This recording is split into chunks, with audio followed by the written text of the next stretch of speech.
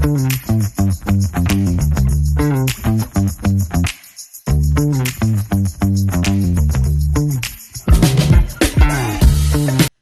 to the Hoxworth Unfiltered podcast, brought to you by Hoxworth Blood Center at the University of Cincinnati. I'm Ashley Smith, and this is Ashley Asks Hoxworth Staff.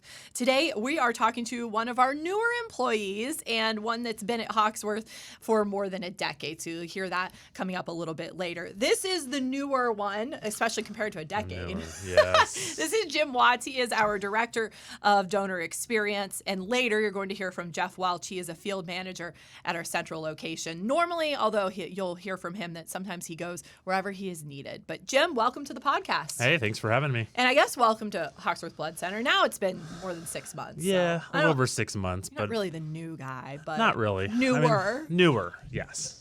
So tell us a little bit about yourself, where you come from, before you were at Hoxworth and all that. Yeah, so I come from another blood center in the Midwest, so Impact Life. There for a little over 7.5 years. There I worked with mobile recruitment and in marketing, government relations. So a lot of the different facets that are unique to the blood industry. So coming in, I already knew a lot of that. So just kind of understanding some of the things that we do here at Hoxworth, and of course excited for our donor experience. Yeah, it's a new role. We had a kind of a similar role in the past, and then it went away, and now it's back. So it's really carte blanche. You get to kind of create this role. I'm sure that Dr. O explained that to you and said that to you, that you get to kind of be your own, creator of this role, right? Yeah, absolutely. So, coming in and just taking a look at, how do we interact with our donors from the time, as we're recruiting them, so those messages, phone calls, et cetera, to the time they park in the parking lot, whether it's at one of our NDCs or a mobile, how their journey is, checking in, answering the questions, doing the mini physical, the actual phlebotomy, the snacks and follow-up. So really tearing those apart to how we can make those better. Customer service is very important, especially obviously for our donors who are coming in voluntarily, and giving us their arm. We want to make sure that experience is the best possible experience. So those are some of the things we're looking at. So some of the things that have been implemented, we have these new name tags. So you'll see all forward-facing staff, especially at our donor centers, wearing those name tags so that you can create that more intimate relationship and know your staff. And then the donor passport. So why don't you talk to us about that? Yeah. So again, with the name tags, we want to make sure that you know who the staff is, the staff that you're working with. Just to build that relationship, right? We have a lot of donors who come in regularly and probably already know each other's names, but it's good. It's kind of like the cheers where everyone knows your name. So, but then we've also have implemented this new donor passport. So if you've been into one of our donor centers, you will have seen this. We're looking at rolling this out to our mobile soon. So basically what it is it's the basic information of when you're coming in. So the day you're donating, your name. In the back is really the important part, because this is the names of all the staff who have helped you. And then on the top, we have a spot where you can scan the QR code. You also get the survey in an email the day after you donate with a thank you. And we want to know how your experience was. So from checking in to the phlebotomy, what do you think about our promotional items and the snacks? Again, all of that stuff. What can we do to make it better? But also, what did we do well? We want to know when someone goes above and beyond, when you've had a great interaction with staff. So we want the good, the bad, the ugly. So we can make sure that our donors continue to come back because without our donors, right, our mission at Hoxworth to help local hospitals and patients, it just doesn't exist without our donors. Yeah, absolutely. We were another thing that donors might notice is that we've been painting and refreshing the neighborhood donor centers. We're continuing to work on that.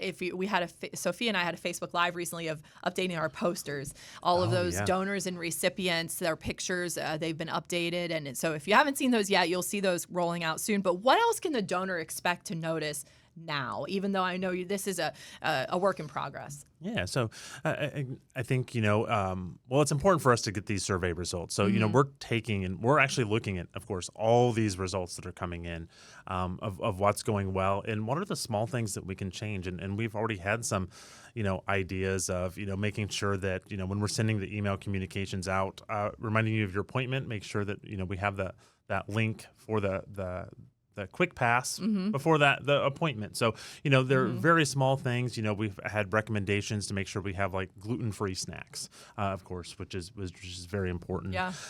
So, those are. So we're really taking these results from the surveys and then, making sure that we can implement some of those things. So I don't want to feel like, oh, this is just another survey that I'm filling out. No, we're actually looking at these. These go back to the field managers to each location, to the leadership of our collections team. I'm taking a look at these, and then we're elevating them to make sure that we can, really enhance that experience. What can the donors do to help now? You've already mentioned filling out the survey, kind of being vocal, but what else can they do, or is that really number one? Yeah, I mean, I would say that is number one. Let us know how your experience is. Ask to talk to the field manager when you're there if you have something, a concern. Talk to us right then and there. Again, we want to make sure that everyone's happy. So, if there's a size T-shirt that you want that is not there, let us know that. We can see if we can grab one from another location, or after the promotion we can try and get one out your way. Sometimes there's just a lot going on. Maybe you missed grabbing your book bag or the sweatshirt or whatever. Reach out and let us know. We know people come in and donate because it's a good thing to do. But you get rewarded by donating and getting those things. So no shame in calling us and saying, hey, I forgot to pick up my book bag. Can we get one? And we'll make arrangements to do that. So again, we just want to make sure that our donors feel comfortable reaching out to us. We're in the hustle and bustle of it. So sometimes having that outside perspective from someone who comes in a couple times a year, they're able to see things that we don't see. And so that's why it's very important to get those survey results. I would say even in the last year, we did some things to improve that. We did OrSense. So now if you haven't donated really in about the last 12 months or so, we now have, it's really cool. You should look it up, but it's to test your hemoglobin. We used to do hematocrit with the finger prick, and now it just hugs your thumb and can give us those hemoglobin numbers, which is part of the pre-screening process. Another thing we did is tell people where their blood goes. And we still hear people talking about that and how impactful that is. I assume we're going to keep these things and just keep enhancing the things that really we've already done. Yeah, and find additional ways that we can enhance that experience. I think with the OrSense, of course, how many times would we hear that, gosh, the finger poke is the worst part. Yeah. And so, we don't have that anymore. Yeah. And so, which is absolutely wonderful. So, yeah, we're hoping to continue to enhance the experience overall, do some of these things as we continue our journey. What's your best case scenario for a donor? When you think of the donor experience, what is from start to finish? And you said it comes from when they make that appointment all the way until, I guess, they come back the next time. Yeah, it really is. It's a circle, right? And we know, and we hear, we are obviously in an industry where we need people to come in and volunteer, and we have to. I won't use the word harass people, right? We have to remind people communicate with them. Yes, right? And so, we want to do that in a way that's a fair and balanced, right? We know sometimes that, like, oh my goodness, you guys are calling me all the time. Yeah. That's because, of course, we need people. So I think the ideal experience is that, when someone comes in, they just have a wonderful experience. They go through the process. They're asked if they want to reschedule, that they find a time, and maybe it's in 2 months, maybe it's in 6 months, that we put them on the schedule for another donation. I think the other perfect experience of that is that our donors have a great time, knowing that they're giving back to the community and keeping that in mind, that they let other people know about that, and that we can continue to grow our donor base. We haven't gone on, major appeal for quite some time. Now we do need donors all the time, right? Yes. But being able to, when we have people just coming in and having that great experience, they want to come back. I think that's ideal in my mind. They schedule themselves. We don't even have to call and ask them to come in because they're doing that. And of course, everyone has a variety of things going on in their life, and some people may have more time to come in. But making that priority, I guess really overall, if people could donate one more time than they did the previous year, that would really help out the blood supply in the greater Cincinnati area. Yeah, somebody said, well, Hoxworth always needs blood. Yeah, we do. Yeah. I mean, it expires. Also, patients are constantly needing it. So we do always need blood. But if we can get those more regular donors, then, we would be so much better off. Even one more time, like you said. Yeah, and so that would be, I guess that would be my challenge to folks, hey, donate one more time this year than you did last year. And of course, again, we need that throughout the year. Yeah. So that would be my ask for folks. But in the new year, my reading app, how many books do you want to read? Just one more than last year. How many miles do I want to run? One more than last year. How many donations? One more than last year. That's all. Yeah, no, that's it, right? It's not even, when you think of it that way, it's not that big of a deal. Anything else that you wanted to add that we haven't covered?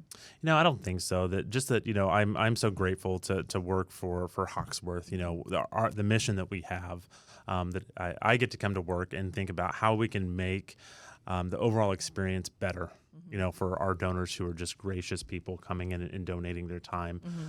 Again, we have a lot of fun things that we give away and promotions and things like that, but to really think at heart, the person that you're helping. Yeah. I know that people will see this throughout time, but as it is right now, right, we know that this morning when we came in, we had a couple mass users. True. Overnight, yes. When we see that information come through where someone's using 40 plus units of blood, that's one patient, it really hits hard that we are doing the mission that we're doing is this, and I've shared with some folks my dad's going through where he's receiving blood products as well. Now he doesn't live in the Cincinnati area, but he receives blood products once a week, and platelets. And so it's just so important. And I think sometimes we just have to remember what we're giving blood for. Anyways, this is Jeff. He is a field manager at our central location, but sometimes bops around. Recently, you've been working in Tri-County, so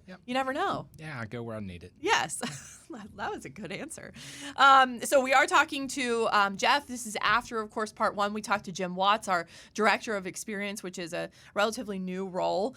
And we want to talk about how that kind of segues into the donor center, which, of course, the whole point of the Director of Experience is the donor experience. So starting with Jeff, you've been at Hoxworth for a decade. Tell us about your various roles at Hoxworth and, what it's been like the past 10 years. Oh, well, it's gone fast. But no, it's I started off as everybody calls a phlebotomist, but as a donor care specialist.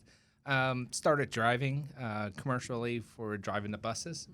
Probably a year within working here, and then I worked my way up to assistant manager, probably 3 years into my career here, and then I had the field manager position roughly 4 years now. Okay. And have you been at Central those 4 years primarily? My first 6 years, all before I got the field manager, I was on the mobiles. Okay. Yep, worked all the mobiles the whole time, and then once I got the field manager position, I went to Fort Mitchell. Was there for 3 years, and then decided to make a transfer to Central just to learn new avenues of what we do as a Hoxworth organization. So when we talk about the donor experience, as we did with Jim, we talked about, the name tags are part of that, the donor passport, which you were trying to implement in all places. If you've donated recently and you didn't have a passport, maybe I know on some mobiles they don't have it, but eventually everybody will get the donor passport. And so what would you say your role is in the donor experience as a field manager? Well, I cover the day-to-day operations in the center, so I want to make sure that the staff are in line to make sure everybody's in the right spot to do the work that they can do. Of course, I take care of any discrepancies. I try to greet all the donors as they come in the door, and a special thank you before they leave, just because what they do to help save lives is important. So I just want to make sure that they're known and they're thanked for it all. Well, and we were, I was recently at a mobile drive, and there were some first-time donors. There was actually a pretty significant amount of first-time donors, and a lot of times they just need to be talked to, like have a conversation with them, not talked at, talked with. And you do that really well, Jeff. If anybody has donated at Central before or with you, they know that, you will have that conversation. We had Shannon, a first-time donor, recently that came in, and she really needed that hand-holding, maybe figuratively and literally. So why do you think it's important to have that conversation with those donors? Why, for anybody to take their time out to come into a center or a mobile operation to give up their time to help save a life is important. So I try to make it the best situation possible. They're nervous. Let's talk to them. Let's see why they're nervous. And, sometimes it is just a friendly conversation to get them through the process. The first one I can ever recall was on a mobile operation. I'm probably pretty new here. A young lady at a school, 17 years old, started crying. She sat in the bed. Most times we just tell them to go sit somewhere and calm down. But after talking to her about 15, 20 minutes, I start taking care of my work. And then next thing I know, she's done with the donation. She didn't realize anything just by talking. Just distraction. It's the fear of unknown, especially when it comes to needles. I just said that. I was doing a media interview recently, and I said it's an education thing. If they just, that's how I was. I used to be afraid of weather, and once I learned, then I wasn't as fearful anymore. It is the unknown. So once you're educated and somebody just explains something to you, it seems to help. Not for everybody. Sometimes that fear is just, it's never going away. I work with some people, not at Hoxworth, at a different location, that are afraid of needles. Yeah. Not, and I chuckle over it, but it is a true thing. So I understand it's not just for everyone. That's a good segue. So Jeff is also a firefighter. Tell us about that role, your side hustle, as we call it. My side hustle. Yeah, I've started actually started as a firefighter in high school as an Explorer program out in Bethel. Give a shout out to Bethel. Started when I was 14. Rules have changed a bunch since I started, of course, but I was able to make emergency response calls at the early age of 14. Had some awesome mentors through the process when it comes to the serious fatalities, serious devastation that I've seen. But I've learned through that process. Again, with the fear of unknown, it's just your first time for everything is nervous, but as you work through it, you can accomplish anything. So.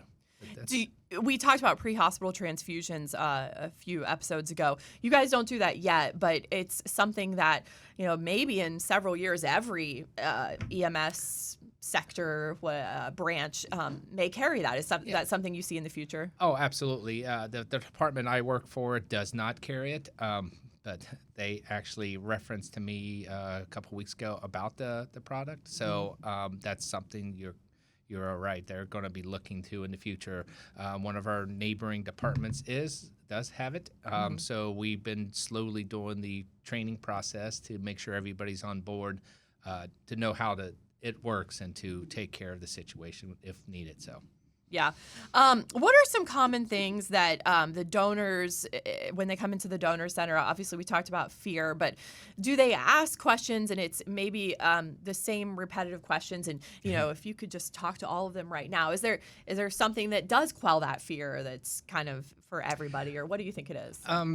I can't say fear because I don't really like using that word to people. It's the unknown. It's mainly people come in and when they sit in the bed and they see the large size needle, or they see the multiple bags that we used in our donation process. And we only take 475 milliliters, which is less than a pint. So don't let the bags fool you.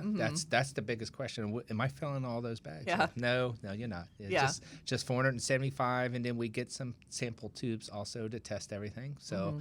But really, it's the curiosity of donors, which I relish because I got the gift of gab. At times, I will talk and let them know everything that I know. So. But that's good. I think that, again, just having that conversation sometimes, that's all people need. Obviously, sometimes the platelet donors, they might they want to watch a movie or something. You probably know. You can tell as soon as they walk in, if they want to have that conversation or not. So it's probably a lot of like reading people, right? Yes, yes. Platelets. If you're interested in doing platelets, it does take roughly a little over 2 hours sometimes. But yes, we warm you up. We give you a tablet if you want to watch any movies. Yeah. We have all the streaming apps on our tablets. And some people bring in work, as is the lady sitting next to me, to do work while working, which Yeah. is great. But we whatever accommodates them to get through that process. So Yeah. Yeah, it's it really, I don't know, I think it's relaxing in a way, and at the end of the day you're saving lives, which is like Right. really cool. Absolutely. We had John who we work with, at KISS 107. He just donated recently and got his email within a couple of days of where his blood went. And that is so impactful. And it actually went to a hospital I'd never heard of before. So that's the other thing. We have more than 30 hospitals. Some of them maybe you've never heard of. Yes. I learned new. Out on the mobiles, you turn to find some of the places that you normally wouldn't see. But Yeah. Yes, I agree. There's many locations. I even, when I donate, I get my letter, and it makes me feel good knowing that my last donation went to Children's, which Yeah. was awesome. So. Yeah, it's so impactful. What's your favorite part about working at Hoxworth? Talking. Yeah. I thought that's what you were gonna say, but Yeah, no, just meeting people. I'm a social person. I hasn't not always been, but now that I got comfortable with it, I love talking and learning people's the reasons for coming in. Their back history, their stories of why they want to donate or why they continue to donate. To me, is so intriguing. Everybody's got a history of the reason why, and so that's all positive to me, and that's what I love to hear. So. Yeah, it's so impactful to hear. Or they were a donor and they didn't really have a personal reason, and then they ended up knowing somebody Yes. who did need blood, and then it became personal. That we hear that a lot too. How do you think that the donor experience has changed? Maybe recently. Obviously, Jim is starting to implement some of these incentives or some of these not incentives, but you know what I mean, practices. Yes. How have you seen it change? And so, if somebody hasn't donated recently, why should they come back and see these new things? We're trying to the process itself. When I first started to compare to what it is now, our process is much faster. We have new technology in our screening booths, in our phlebotomy sections. Everything's automated in a sense, so that's really cut down time. So we always would have people tell them that it's going to be at least an hour, and now it's cut down to 45 minutes. 15 minutes is a big part. So it's just technology has helped out a bunch. Yeah. And the customer service, which I've always worked with some wonderful people here at Hoxworth throughout the organization, and the customer service aspect is the more people understand, the more you talk to them, is the more they're willing to come in too as well. So I would always love anybody to just come right in, see what the experience is like. Even paint. We've got fresh paint. Yes. It sounds minor, but it makes a difference. The lighting looks better. Yes, donors even recognize the new colors, and which is amazing. For our staff members that see it every day, it's one thing, but for donors to come in and say, "Oh, I love what you've done with the place," is a good feeling. Yeah, we love that. Okay, anything else you wanted to add about donor experience? I know you want to give a shout out for CPR. Yes. Well, donor experience, we do have things that you can do to help us recognize when you get your passport here. There's a survey on the back that you can take. The survey is it helps us. It helps us as an organization to see where we can do differences and make changes. So I do like that. Any feedback we get, good or bad, that to me it's a training opportunity. If something didn't go well, I use all that information as a manager to help my staff and to make sure that we do have a good experience for everyone every time. So, and then your CPR. CPR, yes, absolutely. Everybody, come on in. Just know CPR, understand what it does. I've been in the fire and EMS service for 4 decades now. I see the repercussions of somebody doing early onset CPR compared to us getting on the scene and not having it done. the outcome is much better. So I'll say all the fire and EMS, the first responders out there will all probably say the same thing. It's amazing when somebody's doing CPR, just learning and understanding what it does and knowing how to do it. That way, if you get in a situation and you can perform, it's that fear of unknown again. You're not sure what to do, so people are hesitant to do anything because they don't want to hurt someone, which is totally understanding. But learning it is a great thing. Knowledge is power. It is. Yeah. Absolutely. Well, thank you so much for being here. And again, you can, obviously we want you to learn CPR, but we also want you to be a donor. So you can come and see Jeff at our central location. But I'm sure he would be fine if you went to another location too. Just the whole mission as a whole. Yes, absolutely. Just come on in. Yeah. Our mobile operations staff is amazing too as well. Yeah. So those are really quick. They can get you in and get you out really fast. Yeah. So it's impressive how they work. Yeah.